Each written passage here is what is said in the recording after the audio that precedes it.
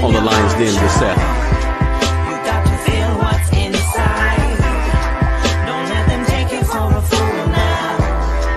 Don't let them take you for a ride. Welcome to the world, young soul, where untold adventures unfold. Where the moon shine and the sun glow. Plant seeds and see what grows. Water your garden with wishes and dreams. Free like a fish in the sea. But listen to me, not everyone listens to dreams. Some hearts are skipping a beat. Yo, what's going on? What's going on, everybody? Welcome to another episode of the Lion's Den with Seth. Hopefully everything is good with you and your family. You're staying clean. You're washing your hands. You're staying out of grown folks' faces, right? Because that corona is real. So before we go into the show, like you heard earlier, I want you guys to understand that this is a controversial topic. And I just want to make sure that the individuals that's watching, we love our guests and everything, but there may be some things that younger individuals, at least the age of 14 and below, they might not be able to take and understand. However, we encourage you to explain to them what we're talking about afterwards, okay? Because sometimes our vernacular can be a little colorful, but however, we want to make sure that you're still, as far as the parent or guardian, can articulate what we're trying to say and how we can help them in the future. If this is your first time being on, make sure you go to the StreamYard. Okay, go to StreamYard.com/Facebook so that your comments can be posted. Say good morning, good afternoon, wherever you are. What's going on? We appreciate y'all. All right. Now, of course, I couldn't do this by myself. Got my den up in here and the fellas and also Lioness. Y'all going to see in a moment. But I do want to give a shout out to Herm. I'm not Herm, excuse me, Big Will. He's not going to be on this afternoon. He's taking care of some things. He's getting ready to deploy. So, of course, give him your prayers and wishes. He's going to be gone during the time of the holidays and understand how difficult that can be, for everyone. So, hello, ma'am. Hello. How are you? So, in the den, got Big Larry. How you feeling, bro? Hey, man, it's another wonderful Sunday. Great start to the week. My Rams up kicking tail like usual. So, I'm excited, man. I'm ready to go. Bro, why you say like usual? You heard what I said. 8-4. Usual. Come on, bro. Lord, hey, man, Detroit. We just can't do right in the. You know what? Go ahead. Let's hold on to that. All right, hold on to that. Hey, speaking of football. What's going on, bro? Yo, can y'all hear me? We can. Check this out, man. All the things that's happening in the black community right now, all the problems we have. We're still talking about football. What I'm saying? We got to focus on what's important. You know what I'm saying? No, because you don't want to talk about them Titans. That's y'all know the holidays upon us, right? Have y'all been into the mall lately? Look, hey, just a question. A couple of weeks ago. Check it out, man. I saw a Santa in there with a face shield and a mask on. That's how you gonna do it. I'm just saying, you know what I'm saying, bro.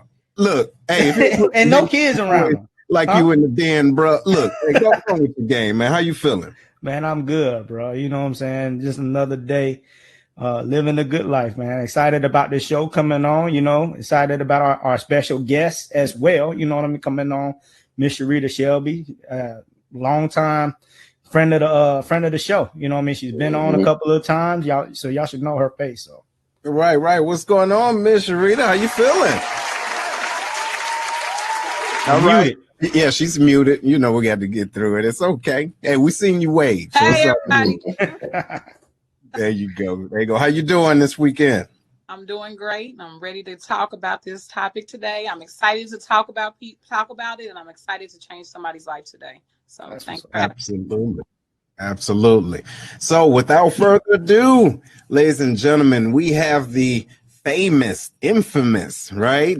We have the, you know what?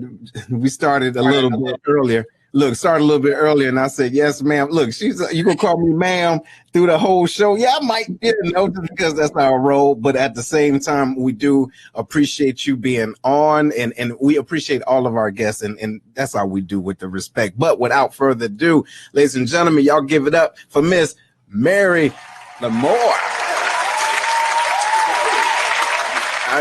How you doing, ma'am?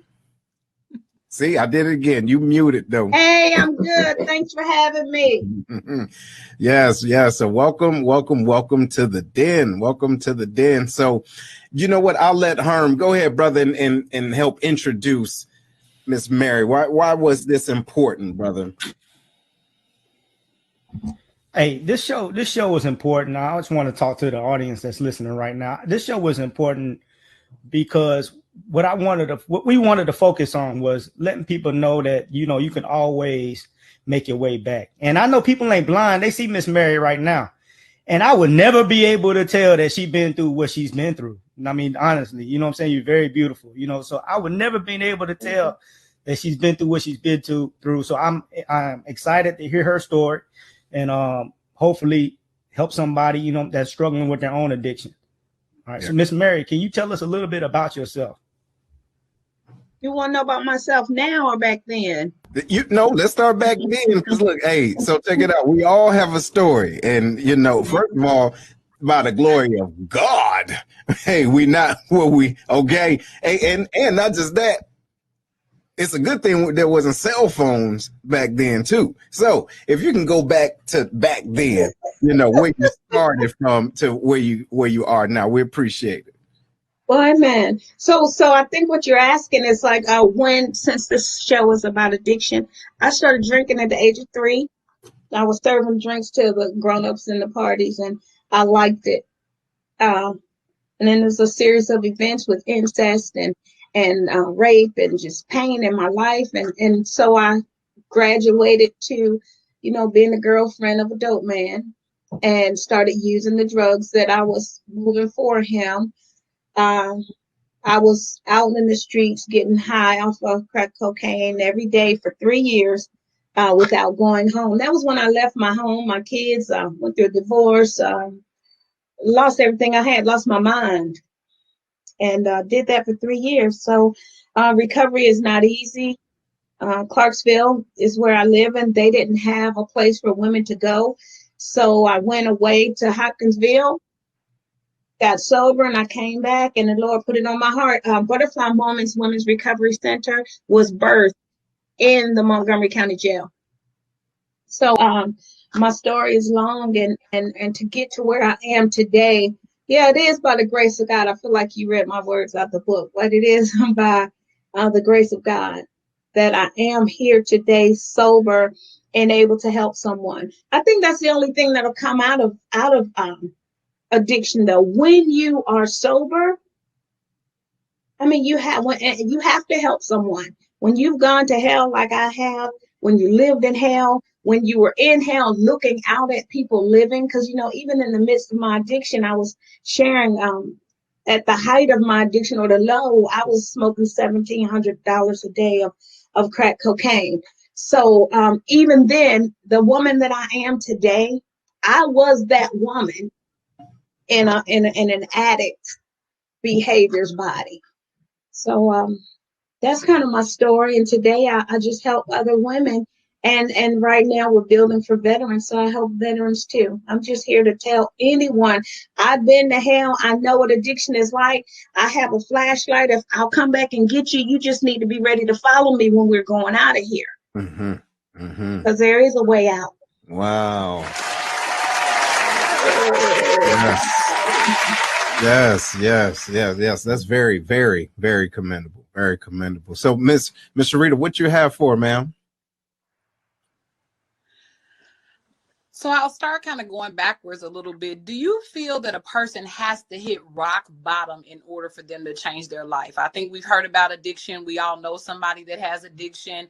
And I know for me, I've driven people to rehab so many times I can't count. But I know that that time may not have worked or didn't work. And so do you feel a person has to hit their personal rock bottom in order for them to start to change their life and for rehab to work? Good question. That's what I've been told, that you have to hit your bottom. But the thing about it is everyone's bottom looks different. I know people who have changed their life because they picked up the kids from school late. And I know others they've changed because they have been resuscitated 5 times in 1 week. So yeah, I've been taught in the program of that yeah, you do need to hit a bottom so that you'll turn and go another way. Mm. All right, Miss Mary, I'm gonna take you back down memory lane. So I like this show called Snowfall, and I feel like since you brought up '83, which is the year I was born, just so you know, great year. But we talked about the '80s, right? And when crack first came onto the scene, what was that like for you? As far as I know, you said you had pain, and there were some things that led up to your addiction. But what was the scene like when it came to crack cocaine? Because it's not like it is now, because nobody knew what they knew then, what they know now, as far as the addiction and what comes with that life of using that said drug. Can you speak on that? I absolutely can. I think that honestly, I think it was worse. And when I say that right now, drugs are so watered down. So when I started, I was going into homes with people who they were using crack cocaine, they were using powder, they were using all these drugs, but I was coming in to deliver the drug. So I had a perspective. I'm watching and I'm looking at these people and I see they're just giving me all of their money. And I'm saying, wait a minute, I never want to be like that. So some of the scenes that I have been in is houses that didn't have electricity, didn't have water, and we're sitting in these people's houses, spending hundreds and hundreds of dollars, a night, and no one will pay that person's electric bill. Toilets that won't run, windows are cracked, and with no lights in the house, and everybody has flashlights because it does some weird stuff to your brain, make you see things, feel things. But back then, the crack cocaine was pure. You made it how you wanted. It was called freebasing back then. Today, it's just whatever someone will put together, and pretty much the addiction is insatiable because you're really not getting what you're spending your money for.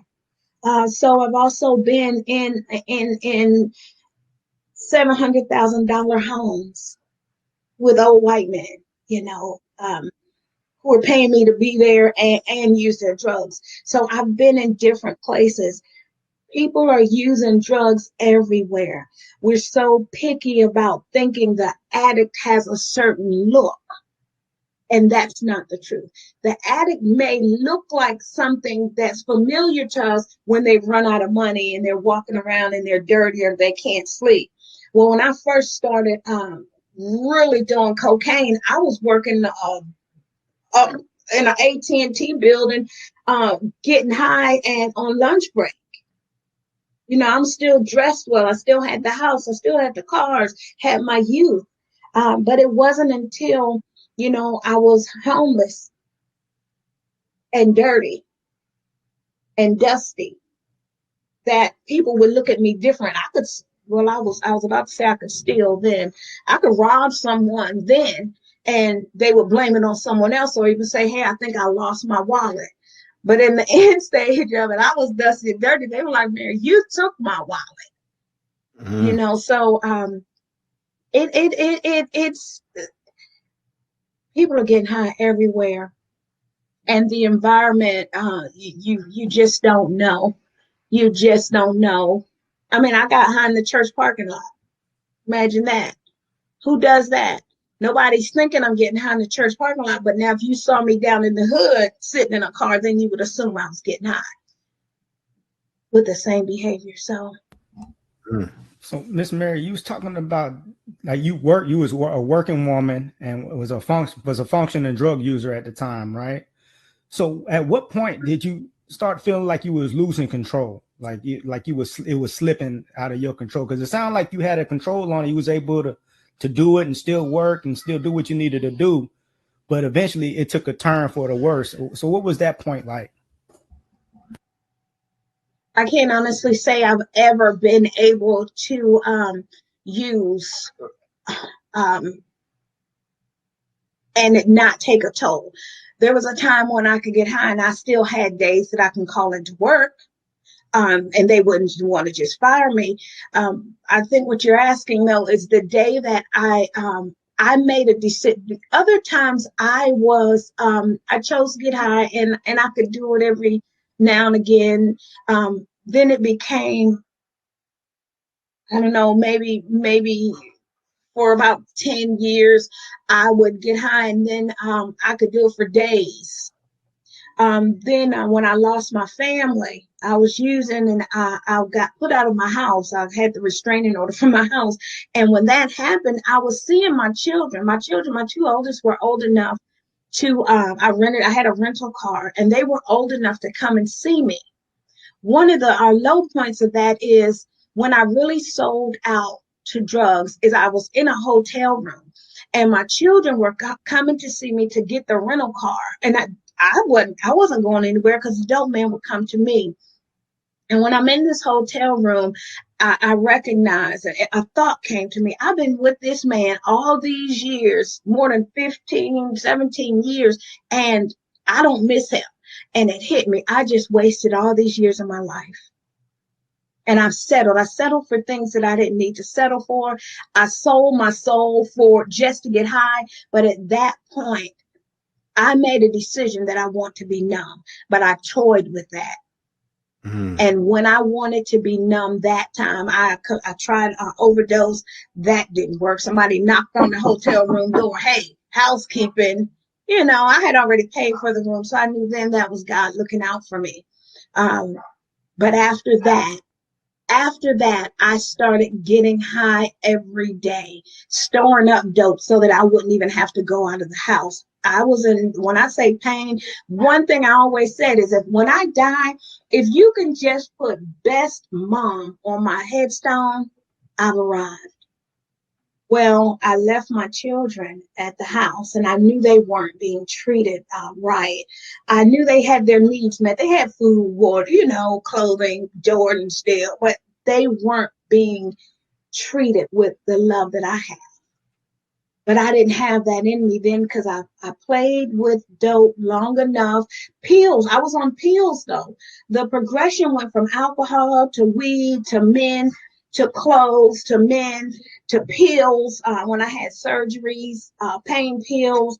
And I stopped using pills because one day I was cooking and I loved to get my kids from the school bus. I was cooking, I was at the stove. And I heard the school bus coming. And as I'm cooking, because I love to have a meal, breakfast, lunch, and dinner, I was at the stove and I fell back. Boom. It was a lot of times when I felt unbalanced, but this time I fell and I hit my head. And I heard my children getting off the school bus and they were coming in the door. So I vowed I'm not going to do pills anymore. So I started selling my pills to get crack cocaine. Mm. And I wanted to be numb. And everybody, when I went into the dope house, they knew that. She said, don't bother her. Oh, she's here. It was almost like I was there, but I wasn't even there. I knew I didn't belong there. Like I said, the woman I am today was the woman I took into that house. The woman that I am today was the woman who was under the influence of this drug or needing more of it, that I'm with men. And I don't want to say I'm better than, but I was better than that. I knew it and I was doing things that I wasn't created to do. But I want to say this, if I had not done all that stuff, I wouldn't be where I am today because I hated addicts. I thought they were weak, inconsiderate, low lives that just lied all the time. Truth is, addiction is a disease. And nobody knows that they're an addict until it just takes over all of a sudden. But I made the choice to get high. I did that. That was my choice. And daily I make a choice not to get high anymore. Mary, you know what? This is huge. This is huge. Boy, you know, so many things were going through my mind. I was picturing things. So I'm originally from Detroit, and I would see a lot in the 90s. And I remember a time when a young lady went to a trap house, crack house, and she was young, maybe like 10, 11, and she tried to get a bump. And ladies and gentlemen, that's a small amount of crack, but she tried to buy that with a food stamp right across the street, right? And that's what her mother gave her to get her crack. So with that said, I've seen the lows in my, you know, just from my perspective and not being an addict, but what that can do. And so, and shout out to everybody that's watching right now, but here's a question. She says that she stopped smoking cigarettes 10 years ago, and she have to fight the urge to not start every single day. So the question is, what keeps you from going back to being, you know, to the addiction? And also, how long have you been sober?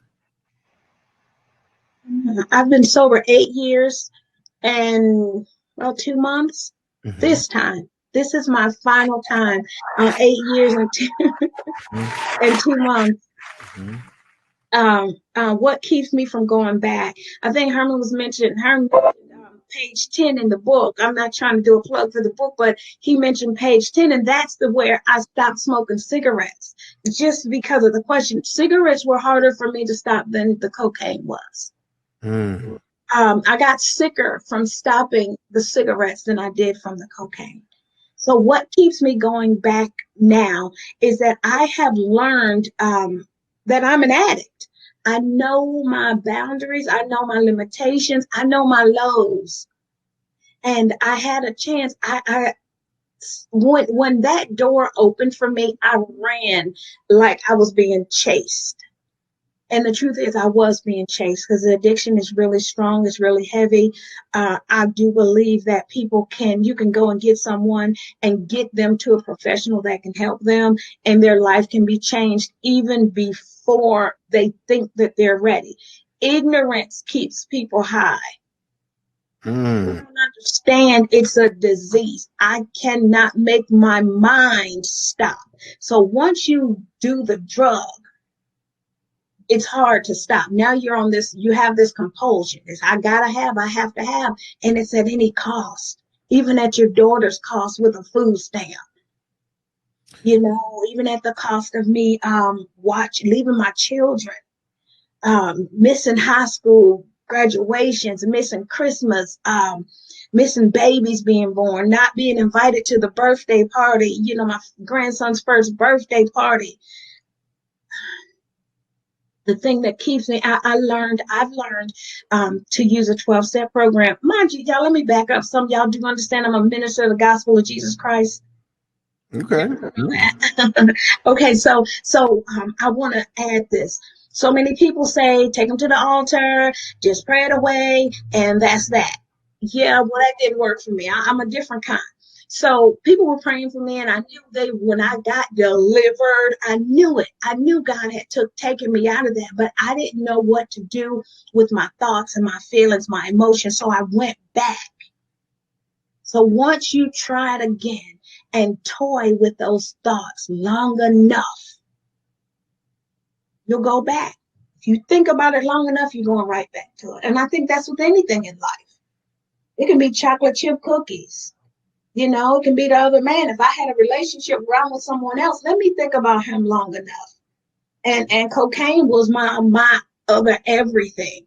I could think about the smell of it, the color of it,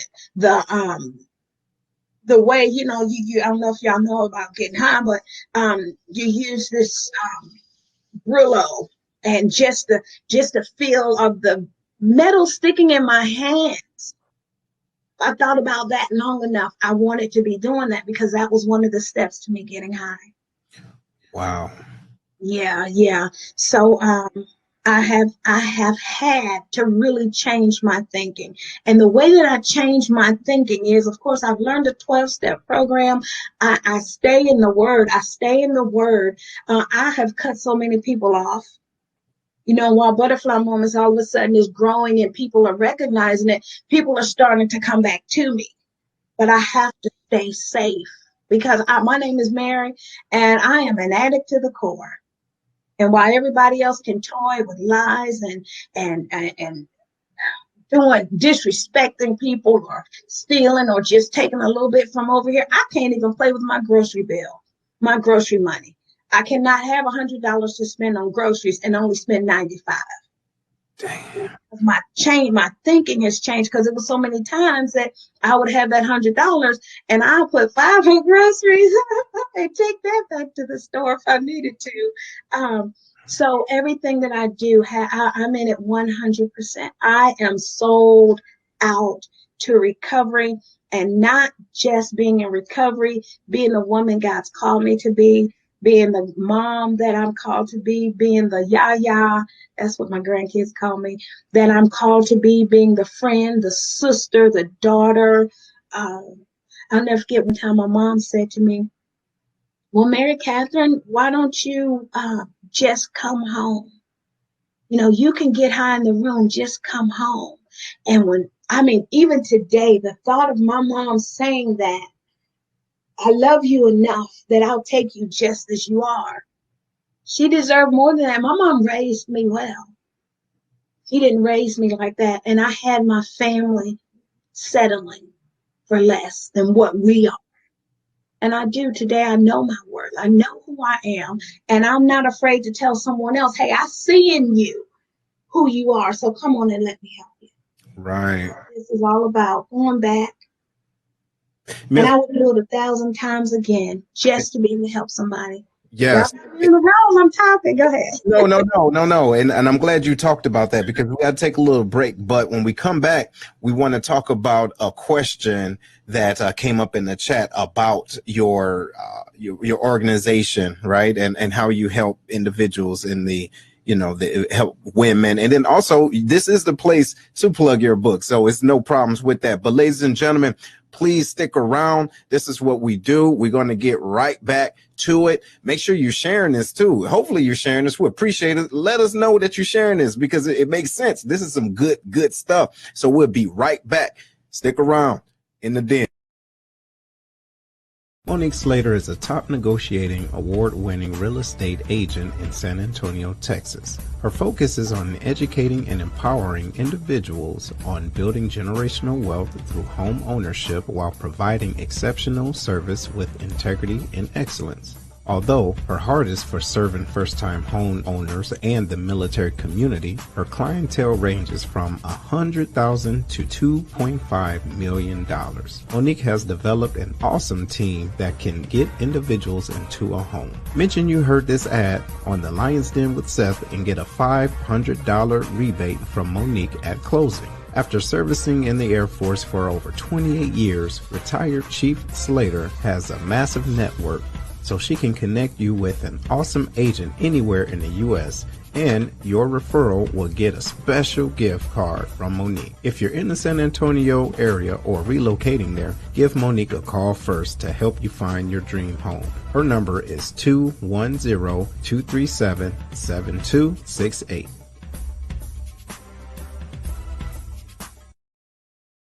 One thing we can cherish during these times is family dinners. Think about it, the nice, succulent southern fried chicken, baked beans cooked to perfection, creamy macaroni and cheese, cornbread. You get the point. Come check out Kevlar's Grill, where all the meals are cooked with perfection, professionalism, and love. Located outside the Scott Air Force Base back gate inside the VFW is where you can find them. Also, they have military discount for all of our serving members. Give them a call. Their number is 618-416-5700, and that's inside Scott VFW Post 4183. And they also have Grubhub. Call them now and tell them that the Lion's Den sent you.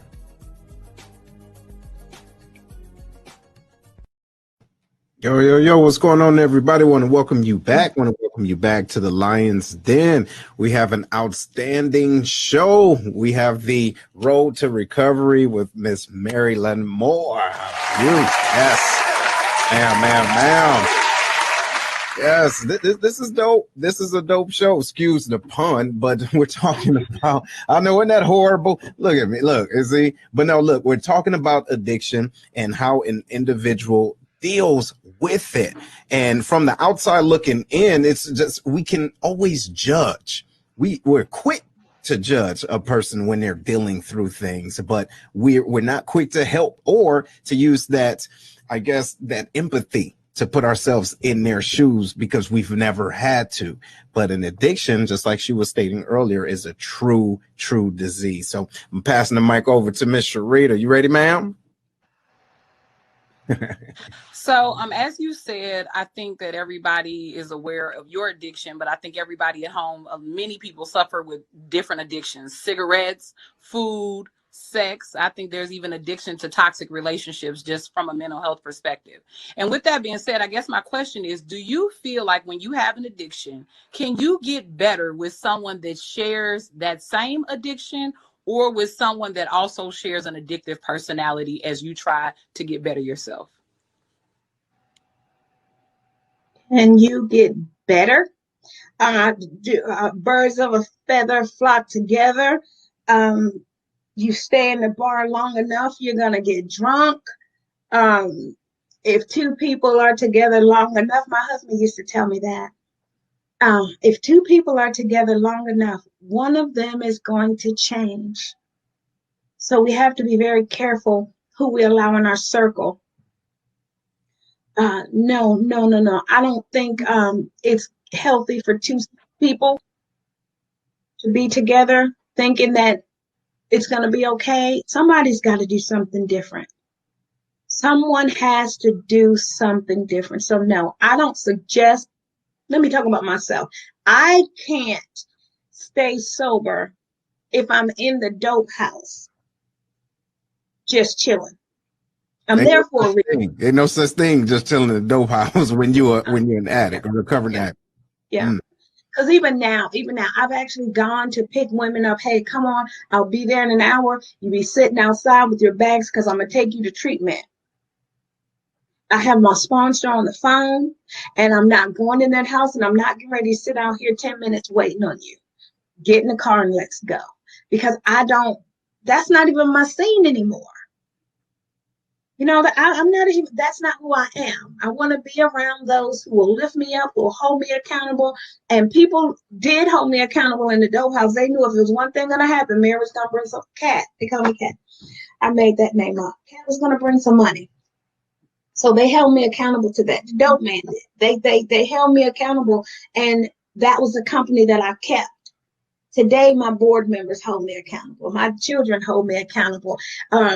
The women that I help hold me accountable. The builder who has given his heart to this ministry to build for us and to just be supportive. He's holding me accountable to be who I said that I am today. So no, get out of there. So could you return home to an addict though? Because a lot of times after recovery, people return back to their houses with that same old partner. They return back to their same neighborhood. They return back to, familiar areas and people. And I'm just wondering, what do you think about that as far as, going for treatment and returning back to the same atmosphere that was present before you went and got the treatment? I don't suggest that. I came back and I got drunk. And when I got drunk, I got high. The first time that I was sober, it was for almost 2 years, and I relapsed for 5 months. I was in the dope house for 5 months, and when it came to me, it was like 3 months. And when I realized, oh my gosh, I still remember leaving work, and now I'm in the dope house. I hadn't called the love of my life. I hadn't called my children. I didn't call my mom. I didn't call anybody.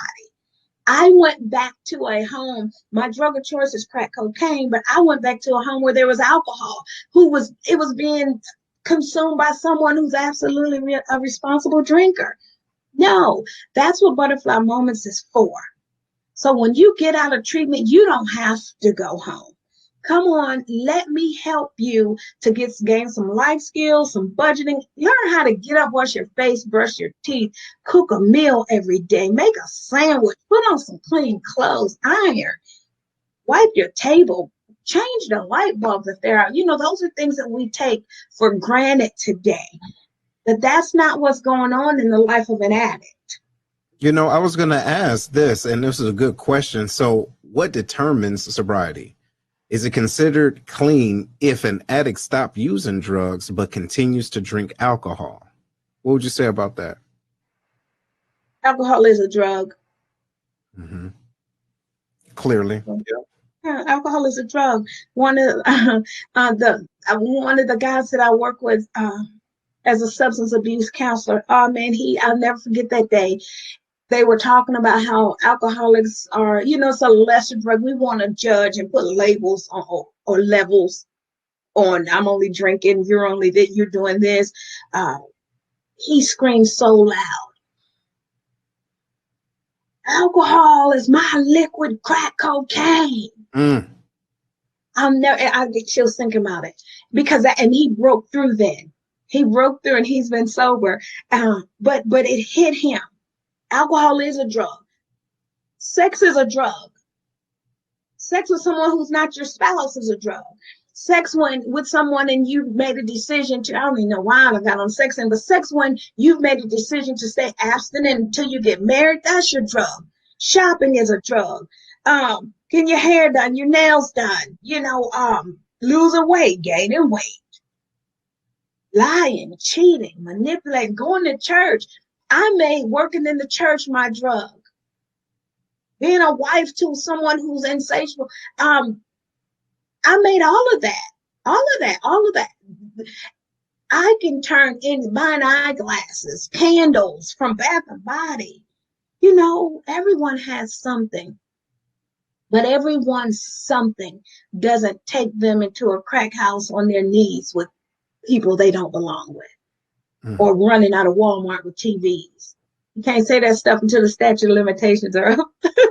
Wow. But everyone's drug doesn't take them to that low. So as far as I'm concerned, lies, manipulation, all of that for me can take me back. So certainly, I would say don't drink. Alcohol is a drug, and that's just a reason to think you're not an addict. Okay. So I guess oxtails is my drug. Listen, look, let me tell you something about this nut and his barbecue chicken in the morning. Or ribs. Barbecue ribs. It was barbecue ribs. Hey man, get that monkey off your back. Well, anyway, so oxtails is my drug apparently. Miss Mary. So I was reading your book, 28 Days and Still an Addict, and it details your time, as you're getting sober. I'm assuming this book was written while you were in rehab. Is that correct? Oh, no. This was written after. Matter of fact, the book is based upon my journaling. Right. While I was, yes. But it was written way after that. Okay. Way after rehab, yeah. So in the book, I was reading, how hard it was on you. Especially the first initial days when it's talking about your teeth, your skin, and day 10 was your hardest day. The day that you thought that you weren't going to make it. Can you talk about that day a little bit for us? Describe why that was your hardest day. I don't know why it was my hardest day, but I do remember it. I remember that day was my breakthrough. I knew that day. I just knew. So I was a cusser then. And I pulled the book out, Herm, because I knew you were going to ask me about it. And it says, oh, man, this day is the most crucial of all days. I feel like I'm dying. My entire body is shutting down. My eyes are running with tears and cold. My mouth is peeling on the inside. My throat is involuntarily swallowing. My back aches. My urine is dark orange. My hands and feet are peeling. My skin is itching and peeling. I can't see clearly in the same glasses that worked just fine yesterday. I'm feeling dizzy, achy, like the flu, but worse, and I'm sweating. My stomach hurt. I believe a lot of addiction is spiritual, and I know that I had begun to pray by then, and I just remember that day. That whole day was fuzzy, like I was on the outside looking in, and I was telling myself, come on, you can make it, you can make it. But I had to get through that stuff. The reason I was feeling like that is $1,700 of crack cocaine a day. Man, my tears were were white, salty. I can't even think, like the salt crystals. Um, Everything that I did, my hairs, when I washed it, still smelled like the dope house. That was just a turning point for me. And it was a day that so many times in the past, I got to day 10. But because of those things, looking at my hands, oh wow, I'm so amazed at what God's done with my hands today. But to get to day 10 and still see the scars on my hands, it was hard to heal every part from here. Okay, hold on 1 second. We're having some technical. Okay, no, we good. All right, go ahead. We can hit it up. Go ahead, Larry. All right, Miss Mary, I want to talk about the recovery process. You know, at the treatment, you mentioned the 12-step, you talked about having a sponsor and that support system. Can you hone in on how important it is to get programs like this funded versus, especially for non-violent, addicts, versus just throwing them in jail because they stole out of Walmart or whatever, like actually treating the root cause of their problems? It's a game changer. First, let me say the 12-step program is a free program. All it requires you is to show up, just get in there, buckle down, listen, and start being around your people that you want to be like, and that's sober people. Throwing people in jail because of the addiction. You know, we're starting to see a little change in that, just a very little change where the courts will allow you or mandate you to some kind of treatment. I say amen to that. There are so many people who are sitting in the jails who are not prisons, and they don't even remember how they got the charges.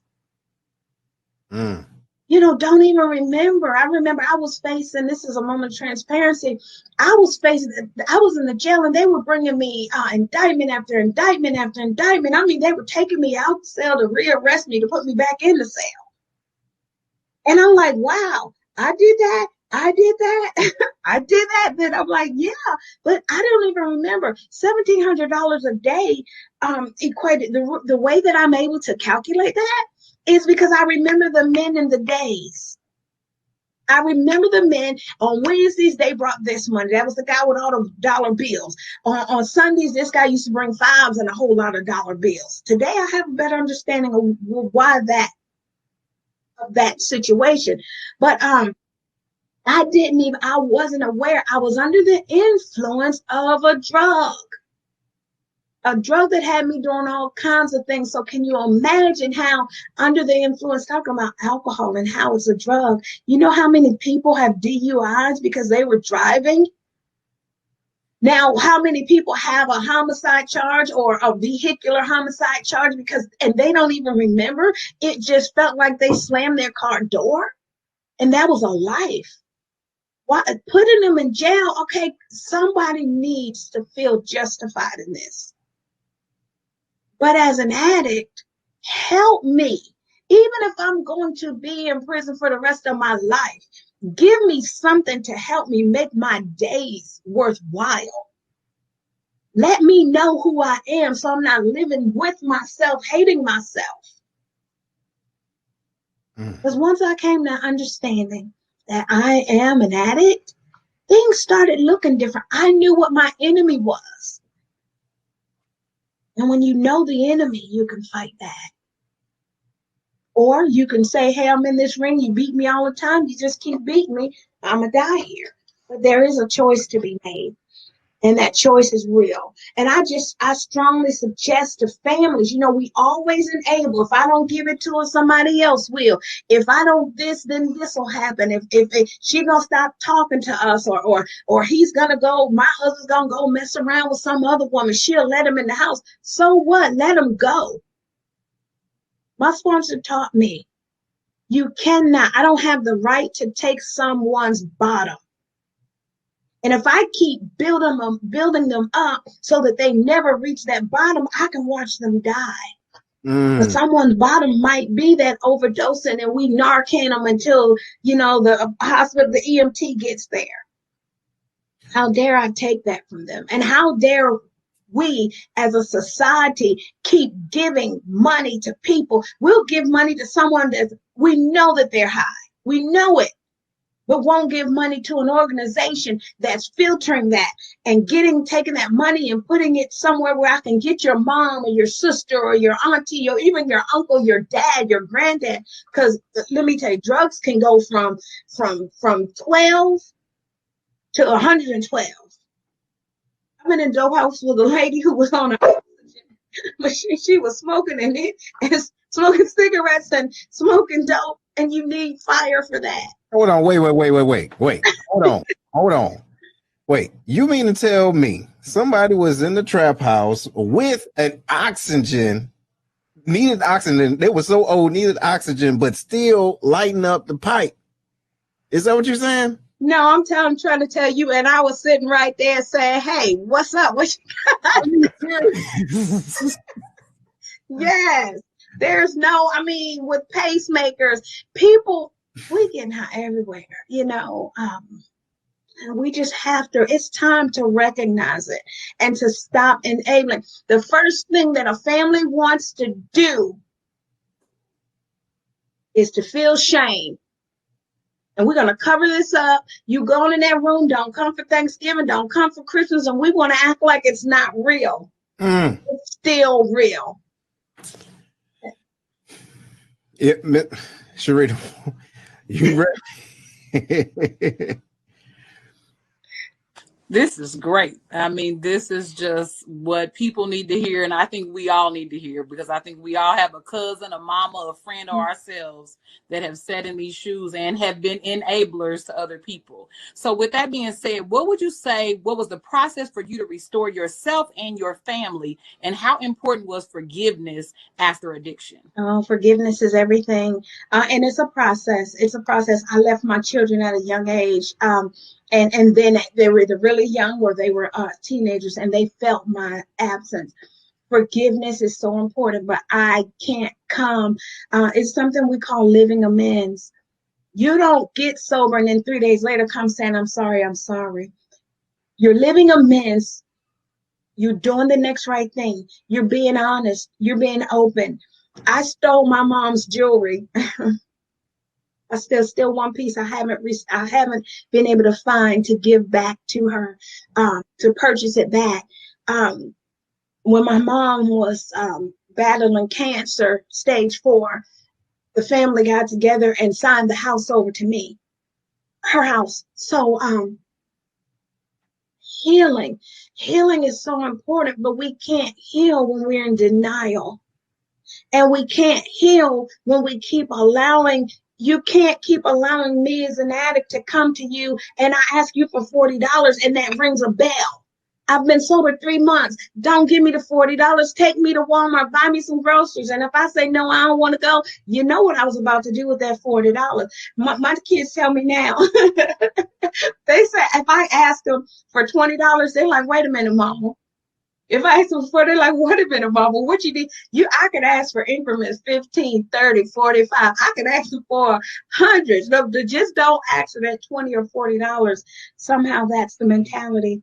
But healing is very possible. But my family healing is a direct result of my changing.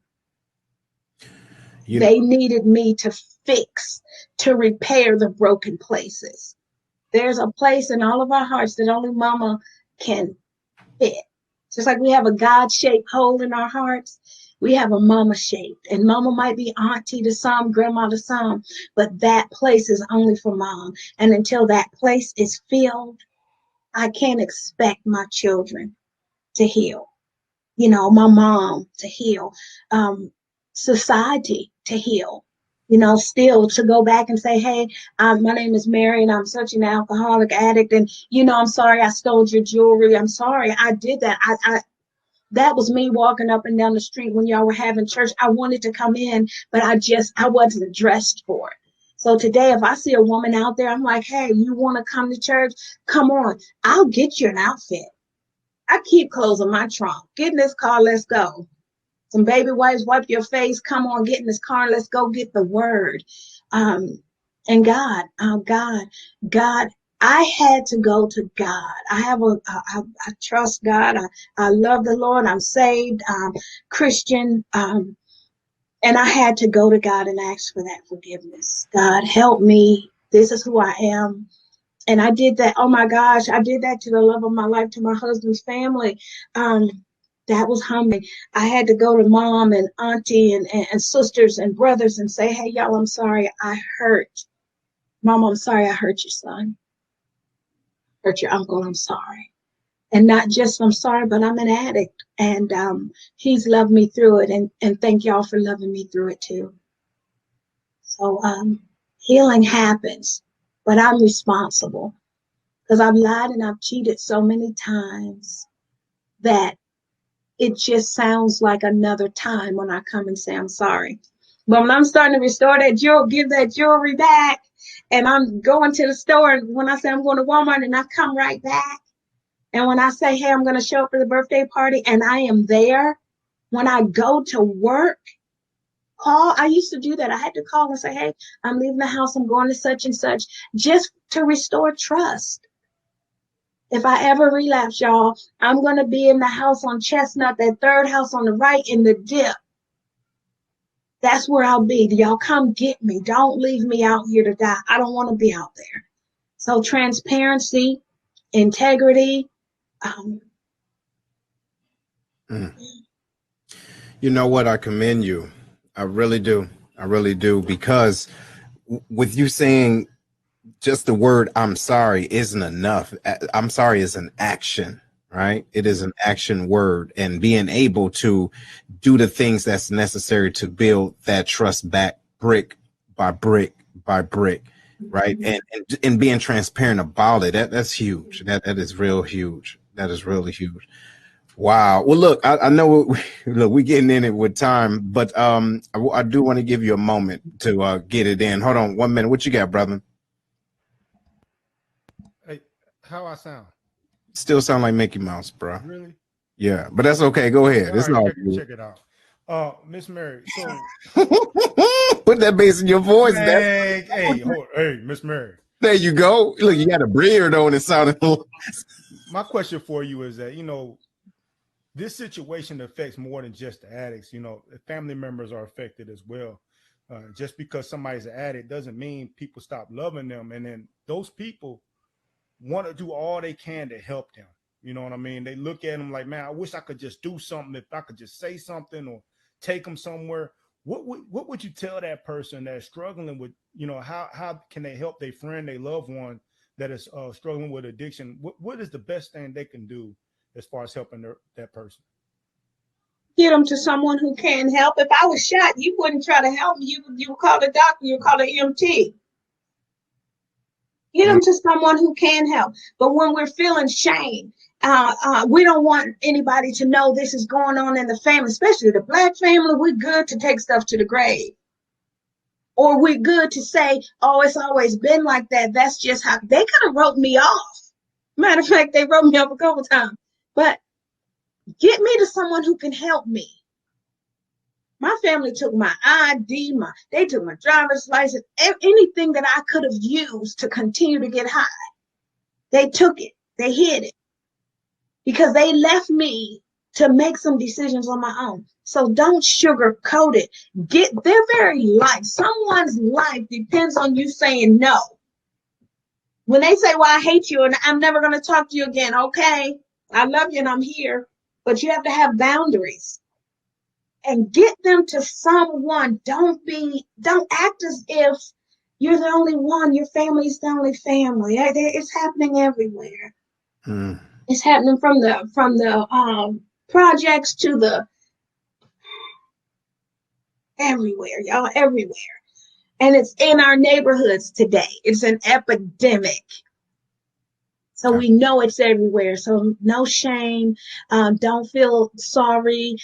It's time for some tough love. It's time to say, hey, I love you enough. I'm calling Mary. Right. Mary, how can I help? Mary, look, while we're running low, but on the time, and you have a lot to offer, and I think it's a good idea to bring you back too, most definitely for part 2. But what I want to do is give you an opportunity to talk about the butterfly moments, women's recovery, and the 20 days and still an addict. So first, your organization. You want to talk about that real quick? Absolutely. Butterfly Moments Women's Recovery Center. We're based in Clarksville, but we will help women all over the United States. It's a 3 to 6 month program in a home. You go to the home and it looks like grandmama's home. And when you get in there, you're getting some grandma love. Hey, get up, wash your face. We teach you how to just live daily. Learn a 12-step program. Get you connected with mental health. You know, mental health, a lot of people self-medicate, and that's a whole nother show. But self-medicating, get you to someone who's going to give you some legal medication, that understanding you're an addict. So 3 to 6 months, women coming from prison. We are Department of Corrections approved. We need a lot of funding. We have some funding. We're a peer support system. That means everyone that's around us is in recovery and we're helping each other. The women have accountability for one another. And we're also building veteran homes right now because veterans are overlooked. And just to have an understanding that we are available, we're on the website, butterflymomentsinc.org. You can give there to help. You can come to that website to get more information for someone else. But Butterfly Moments is here. We're moving slowly, but the number of lives that are being changed is tremendous. It's tremendous. I'm grateful. All right. And a little bit about your book. 28 days and still an addict before I got my wings. This is a story when I was in treatment. I wrote a journal and the treatment center was giving me writing assignments as punishment. They didn't know that I'm a writer. They didn't know that I was a writer, and I knew I was a writer, but I was so far gone from it. So this is a book that it just tells the story. Yes, it's going to be hard. It's going to have to start with day one. Feel it. Embrace it. If you feel like you're going to die, at least you're going to die sober. At least you're going to die sober. Come on home. Someone's here to help you. And this is my life work. I quit my full-time job to do Butterfly Moments, no pay. I love it. I love to see the life come back into your eyes. So come on now. You're not alone. No. And people do understand. Yes. Where can individuals find your book? Amazon. It's on Amazon. Amazon. Right on. Well, look, hold on. So, Miss Sharita, what do you have, ma'am? Last thought. First of all, I think this was a very empowering show. I think no matter where you are, whether you have an addiction or not, I think it spoke to everyone. I would just like to say, as a mental health clinician, that anybody who wants to change, remember, it just starts at one moment at a time. 1 minute sometimes, 1 hour, 1 day, 1 week, and then a lifetime. So anytime people tell me they want to change, sometimes they give me a list and then they want to be better tomorrow. But tomorrow, it starts by the steps that you take today. So for anybody trying to work on addiction or change something in them, I say start today, start this minute, start this hour, and get you a therapist, because therapy works if you're ready to work. Yes, it does. Right on. Yes. Thank you, Larry. What you got, Larry? Yeah, Miss Mary, I want to thank you for being transparent. I want to thank you for your testimony. I want to thank you for just giving us the insight of the life of a recovering addict. You know, that was really, really powerful. But I also want to thank you for giving that one point when you talked about tough love and enabling an addict. So if they're asking for money versus giving them money, go get them the food, the clothes, or whatever it is, you're still supporting, but you don't have to just give them the money to get them off, because you're not helping them, you're enabling them. And I think that is a point well taken, because I truly believe in tough love. So thank you for sharing. Go ahead, Herm. What you got, bro? Hey, Mickey Mouse here. Am I good? Yeah, you good. All right, check it. Hey, Miss Mary, I really want to thank you for coming on to this show. And it is truly a story that everybody needed to look to, coming from where you came from, in the crack houses, doing whatever you can to get that next hit, to standing here, leader of your own private org, helping people that were in your shoes. I believe you're a college graduate now, you know what I'm saying? And all these accolades that you was able to achieve, even though you started the way you started. That should be a testament to everybody that's listening. Like, look, just because you're there, you do not have to stay there. You know what I mean? Just because you are there, you do not have to stay there. There's always opportunities, always chance for you to get better. Thank you, Miss Mary, for coming on and sharing your story with us. You're welcome. Yes, ma'am. And so, look, this was an outstanding show, and I'm just not even going to echo what everyone else said, because they hit it and they said it. But I do, again, want to thank you for being on, taking the time out to share your testimony, and who knows who you are encouraging today. And you said something that was so paramount, as far as anything can be a drug. Anything can be a drug, and you can stop the habit, but you have to decide to do that. So I thank you. I thank you for that. And also the guests out there and everyone. Hey, we love y'all. Everyone that was watching, and everybody, shout out. Right, sticking on Miss Sharita, thank you, ma'am. Right, Miss Camille, I see you. Hey, Crystal, I see you. I see you, Miss Rochelle, Sway, and everybody else that's there, and slay it all. This is the Lion's Den. Make sure that you share this, and you share this because we want to help everyone. And also having individuals on that is the testimony, and that has walked the walk, got the t-shirt and everything. Right. So again, Miss Mary, thank you for being on and being so transparent again. Right. Hey, so everybody, look, y'all have a great week. Stay encouraged, and we'll see y'all soon. Later.